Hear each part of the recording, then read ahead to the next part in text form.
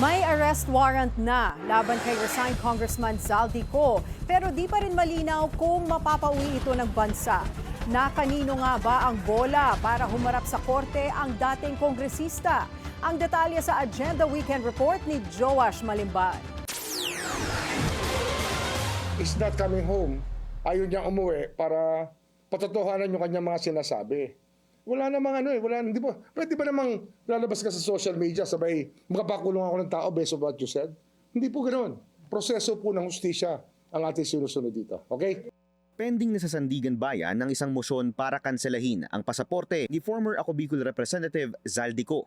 Kasunod yan ng kumpirmasyon kahapon ni President Bongbong Marcos na mayroon ng arrest warrants para sa dating kongresista at ilang opisyalis ng DPWH at SunWest Corporation kaugnay ng ilang maanumalyang proyekto sa Mindoro. Ayon kay Ombudsman Boying Remulla, bagaman desidido ang kanilang opisina na itulak ang kanselasyon ng passport ni Ko, hihintayin pa rin nila ang desisyon ng deciding authorities. Ando na, ongoing na. May motion na yan na pending sa Sandigan Bayan. Ayon naman sa Department of Foreign Affairs, wala pa silang natatanggap na passport cancellation court order para kay Ko sa kasalukuyan.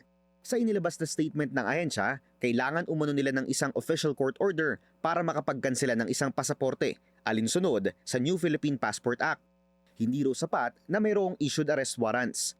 Samantala, sinabi naman ni DILG Secretary John Vic Remulla na mayroon lamang hanggang November 24 ang mga kinasuhan para isurrender ang kanilang mga sarili. Aniya, oras na matanggap ng ahensya ang kopya ng arrest warrants, agad umano sila mag-i-issue ng memorandum patungkol sa direktibang ito.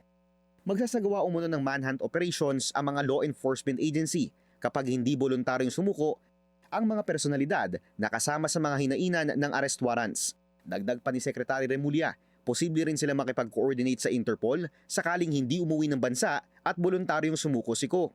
Samantala, sinigurado naman ng PNP na dadaan sa lawful implementation ang mga isasagawang serving of arrest warrants para sa mga dawit na personalidad.